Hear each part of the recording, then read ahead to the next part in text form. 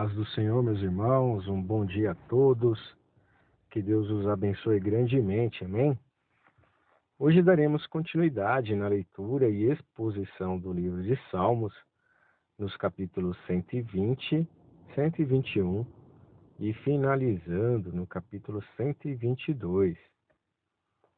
Dos versos de 1 a 4 do capítulo 120, vimos aqui como tema palavras hostis e a justiça de Deus. Aqui vimos o salmista que está profundamente angustiado e não tem a quem se dirigir, senão a Deus. Para ele, isso basta, pois, quando clama, o Deus o ouve. E ouvir não significa apenas reconhecer as palavras de quem fala ou do locutor. Implica também, irmãos, em tomar providências em resposta ao que se ouviu e envolver-se de uma forma física, né, e emocionalmente. Quando Deus ouve as orações, ele age. O salmista parece extremamente magoado com as falsas acusações que os inimigos fizeram contra ele. Esse tipo de difamação pode ser doloroso. Quem já passou por experiências semelhantes não se surpreende com o fato de que, em outras passagens da Bíblia, a maledicência seja considerada tão penetrante quanto lanças, espadas e setas. E aqui nós temos algumas referências em Provérbios, capítulo 25, versos 18, Provérbios 26, versículo 18 também, e Salmo 57, versículo 4. Os ferimentos, irmãos, que as palavras podem causar são igualmente profundos. Indefeso diante dos ataques, o salmista apela para Deus, aquele que conhece a verdade e não se deixa influenciar por acusações falsas. O salmista não gasta tempo respondendo aos inimigos. Antes, apela para Deus e pede livramento e justiça. A oração a Deus e o silêncio em relação aos maldizentes são, com frequência, as melhores armas de que dispomos nessas batalhas. O salmista sabe que não há nada de bom reservado aos que falam mentiras sobre as outras pessoas. Pode orar confiantemente, certo de que Deus atenderá a seu pedido para julgar aqueles que o condenam injustamente. As palavras deles podem ser como flechas, mas o julgamento de Deus voltará às setas agudas do volante contra eles próprios. Brasas vivas também simbolizam o julgamento. Essas brasas serão provenientes do zimbro, árvore cuja madeira era usada para produzir carvão que queimava a uma temperatura, extremamente alta. Esta imagem enfatiza, portanto, como o julgamento de Deus será abrasador. Capítulo 120, dos versos 5 a 7, o salmista solta um longo suspiro. Ai de mim! Sente-se como estrangeiro num país distante que anseia voltar à sua terra natal. Os acusadores ao seu redor são tão perversos quanto os povos de Meseque e Quedar. Há quem sugira, irmãos, que o povo de Meseque vivia no sudeste da atual Rússia, enquanto o povo de Quedar era uma tribo árabe que vivia ao sul de Israel. Ambos eram povos nômades que estavam sempre em guerra. É compreensível a impressão do salmista. Já há tempos demais que habita com os que odeiam a paz. Ele procurou ser um pacificador, mas seus inimigos rejeitaram todos os seus esforços e se mostraram interessados apenas em guerrear. Como seguidores de Cristo, somos chamados a ser pacificadores. O Senhor nos confiou, irmãos, o ministério da reconciliação e devemos tentar viver em paz com todos. As pessoas com quem convivemos, assim como o mundo incrédulo em geral, porém, não desejam a paz, não estão interessados na paz que Jesus no céu nos deu. Nossas tentativas de promover a paz podem ser recebidas com hostilidade, ódio e também oposição. Então, irmãos, a única opção, portanto, é continuar orando como o salmista enquanto esperamos o Senhor agir. Também devemos procurar seguir o exemplo de nosso Senhor Jesus Cristo, que sofreu ataques semelhantes, mas ainda assim pediu: Pai, perdoa-lhes, porque não sabem o que fazem, como vimos lá em Lucas, capítulo 23, versos 24. Dando continuidade ao capítulo 121, a partir do versos de 1 a 6, vimos como tema que Deus é o nosso protetor. O salmista começa dizendo, capítulo 121, que ele leva os seus olhos para o monte. A que montes ele se refere? Para alguns, irmãos, são os montes sobre as quais Jerusalém havia sido edificada. O fato desse cântico ser associado à subida a Jerusalém corrobora esta interpretação. Para outros, porém, trata-se de todos os montes e montanhas de Israel, os quais serviam de defesa natural para o povo. Para outros irmãos ainda, temos uma referência aos caminhos solitários que os peregrinos percorriam entre os montes e vales rumo a Jerusalém. Pequenos grupos de peregrinos vigiavam os montes de onde um bando de assaltantes armados poderia surgir repentinamente, um perigo que ainda existia no tempo de Jesus. Ao olhar para os montes, o salmista pensa em sua segurança. De onde me virá o socorro? Logo em seguida, ele mesmo responde: O meu socorro vem do Senhor, que fez o céu e a terra. Os montes podem parecer imponentes, mas são muito menores que seu Criador, como também são as montanhas, os mares, os rios e o universo todo. Ainda que os montes sejam altos e os caminhos da vida sejam perigosos e difíceis, Deus não permitirá que os teus pés vacilem. Nem sempre, irmãos, prestamos atenção aonde estamos indo, mas aos olhos do Senhor nos vigiam o tempo todo. Ele não dormita, nem dorme. Deuses da natureza e da fertilidade como Baal, Marduk, Quemos e Dagom dormiam até chegar à estação certa para suas atividades, como vimos lá em 1 Reis, capítulo 18, versículo 27. E é interessante que os irmãos leiam esta referência, porque dá um melhor entendimento ao texto lido até o momento. Amém? Seus adoradores, irmãos, por vezes, precisavam realizar determinados rituais para despertá-los. Nosso Deus, porém, está vivo e alerta o tempo todo. Além de nos guiar ao longo do caminho, Deus também provê sombra. Na África, irmãos, entendemos a importância de proteção do escaldante calor do sol. Deus nos protegerá ainda de todos os perigos, inclusive de forças mágicas supostamente associadas em outros tempos aos luminares, ao Sol e à Lua. O capítulo 121, entre os versos de 7 a 8, Deus nos guarda em todas as circunstâncias, amém?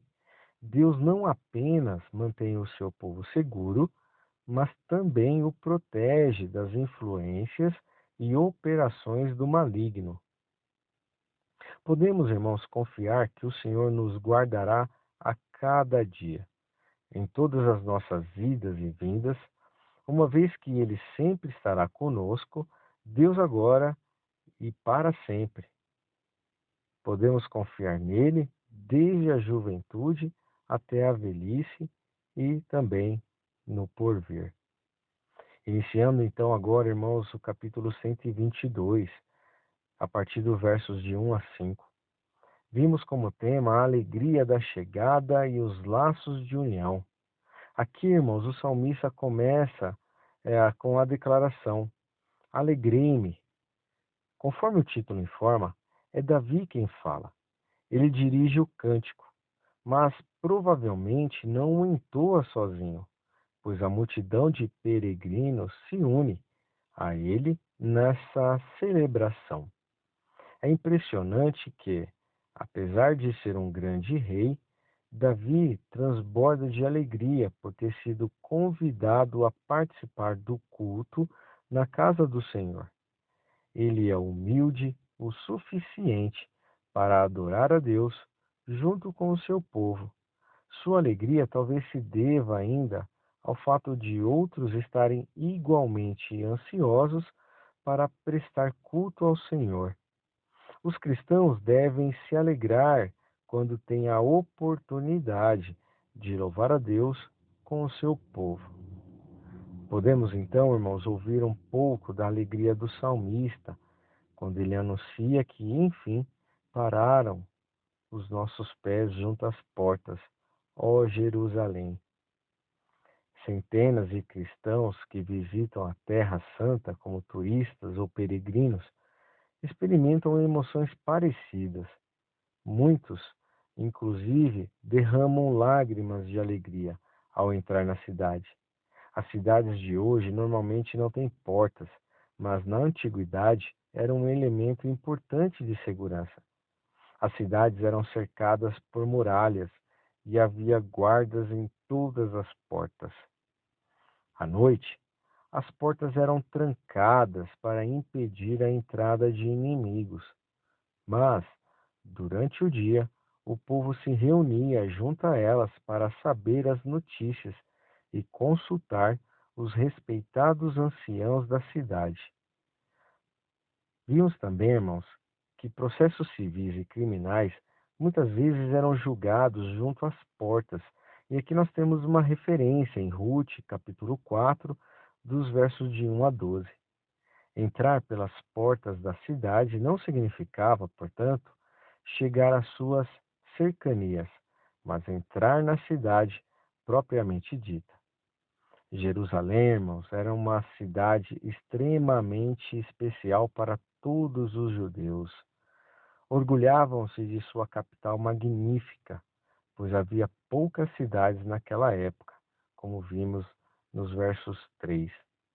Amavam Jerusalém de forma particular. Contudo, irmãos, porque era o lugar para onde subiam as tribos, para renderem graças ao nome do Senhor. Todas as tribos de Israel, que, com frequência, competiam e entravam em conflito umas com as outras, se uniam quando cultuavam ao Senhor no lugar que ele havia escolhido para ser sua habitação. Jerusalém, portanto, o centro da adoração. Era também o lugar onde os reis julgavam seus tronos de justiça. E aqui nós temos algumas referências. Próprios Salmos, capítulo 122, verso 5, 2 Samuel, capítulo 8, versos 15, 1 Reis, capítulo 3, versos 28. A união de todas as tribos do Senhor, quando se encontravam em Jerusalém, serve de exemplo para os cristãos. Podemos ser originários de muitas nações e grupos diferentes, mas como corpo de Cristo, precisamos sujeitar nossa identidade tribal à igreja. Podemos ser muitas ondas, mas somente um mar, muitos ramos, mas somente uma árvore. No capítulo 122, do versos de 6 a 9, aqui nós temos como título desse intervalo de A Oração por Paz em Jerusalém. O principal motivo da peregrinação era dar graças ao Senhor e não buscar união ou prosperidade. É impossível, irmãos, contudo, o salmista ver Jerusalém e tudo o que ela representava, e não pedir por essa bênção sobre a cidade. Na verdade, irmãos, o nome de Jerusalém é um estímulo para orar deste modo, pois a terminação Salém é associada à palavra hebraica Shalom, que significa paz, prosperidade e bem-estar. Como o termo árabe salam era uma saudação comum quando as pessoas se encontravam, o salmista também considera Shalom uma saudação e uma oração apropriada para a cidade. Quando Jerusalém está em paz, aqueles que amam a cidade encontram segurança, prosperidade em seus palácios. Esses indivíduos são irmãos e amigos. O salmista também não pede paz e prosperidade apenas para si mesmo, mas também para os outros. Os cristãos devem orar pela paz da igreja com o mesmo afinco que o salmista pedia para a paz em Jerusalém. Ainda existe, contudo, a necessidade de orar fervorosamente por paz sobre a cidade santa. Nos dias de hoje, Jerusalém é honrada por judeus, cristãos e muçulmanos, mas permanece como um centro de conflitos de repercussão internacional.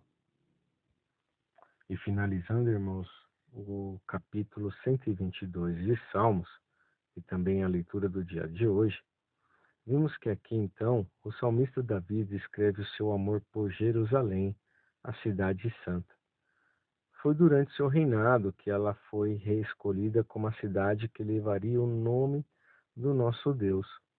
Com isso, o rei demonstra grande alegria quando as pessoas lhe convidam para ir ao templo, construído dentro de seus muros. Alegrei-me com os que me disseram: vamos à casa do Senhor. É nosso dever, irmãos, amar a casa de Deus, o lugar da nossa congregação e o povo que ali está. A casa de Deus, embora construída e constituída por seres humanos, é lugar de paz e harmonia, não de intrigas, brigas por poder, partidarismo e outras desavenças, né, e obras da carne. Devemos ser um ambiente agradável, um pedaço do céu aqui na terra. Davi, irmãos, continua estimulando os leitores a orar pela paz de Jerusalém, sobre uma grande promessa: vivam em segurança aqueles que te amam. A Cidade Santa sempre foi o alvo de muitas guerras e conflitos, uma estreita faixa de terra que causa sempre muito desconforto no diabo, pois ali há promessas de Deus feitas a Abraão, Isaque e Jacó. É nosso dever, irmãos, orar por Jerusalém, pela cidade do nosso Deus. Ela será revestida de glória em seu nome, permanecerá para sempre. A nossa oração deve ser: converte o coração dos judeus, Senhor, e de todos aqueles que tiverem e forem a Jerusalém. Aqueles que buscam o bem da cidade santa são amados por Deus e desfrutarão de segurança e muita paz.